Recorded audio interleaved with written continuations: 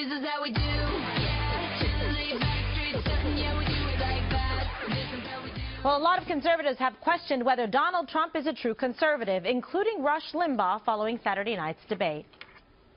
There were a number of occasions where Donald Trump sounded like the Daily Cause blog, where Donald Trump sounded like Democrat Underground, sounded like any average host on MSNBC. He's not stupid. He has political advisors. He has a lot of people who are conservatives who are there to tell him where the boundaries are, and he crossed those boundaries on Saturday. Trump isn't always in lockstep with conservatives, right? So, well, one of Rush's callers asked him how he's doing so well without holding all the same beliefs. Here was his answer. The best thing I can tell you, folks, I guess, as I assess all this is not an election, a competition of philosophies. We're way beyond that.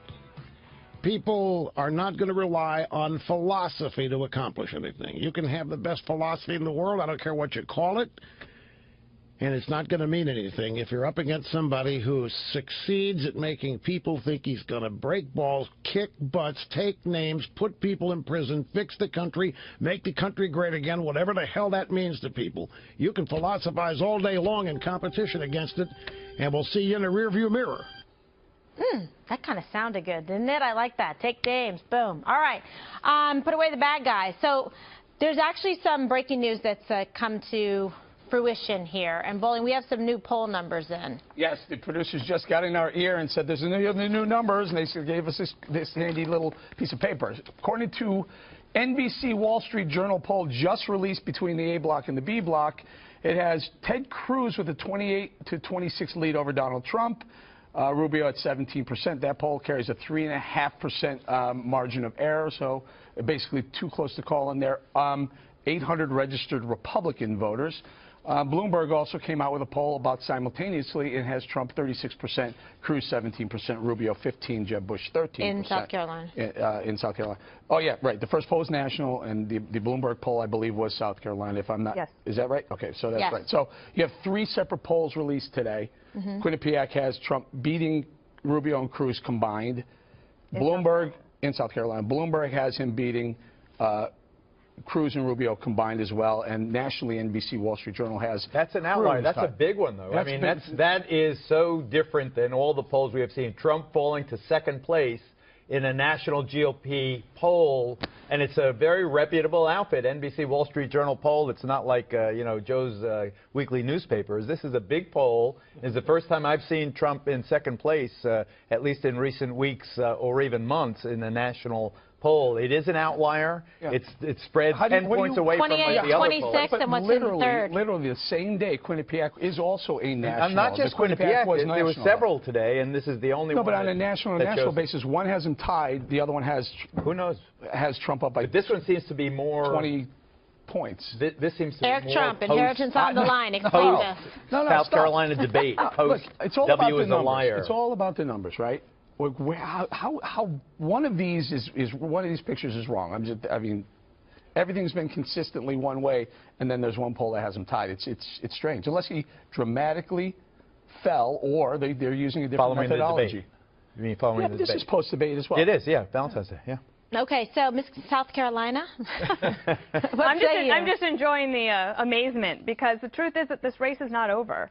And South Carolinians, I just said, I think 25% at least are undecided, and they usually make up their mind after the last debate in their state before they vote. And so what Bill McInturff, the Republican pollster that's part of this poll, said, when you see a number this different, it means you might be right on top of a shift in the campaign. What you don't know yet is if it is a change is going to take place, or if it is a momentary pause before the numbers snap back into place. So nobody knows yet. But if I were Ted Cruz, I'd say this is excellent news for Ted Cruz and his supporters, especially his funders. And then if you're Marco Rubio, you got a big boost of the Nikki Haley endorsement today.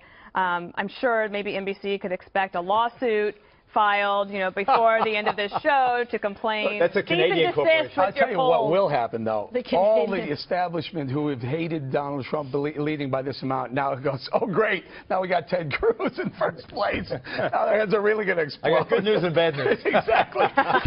Good news is Trump's not in first place. Bad news, Cruz is. Okay, Rochambeau. Who's in third in that poll now? Who is in third? Rubio. Yeah. Rubio. All right. Rubio, was and 17. it's 28, Kasich, 26, 11. 17 Rubio. Kasich ahead of 11. Carson and Jeb Bush. I mean, that's hard. That's the to highest make I've seen campaign Kasich also.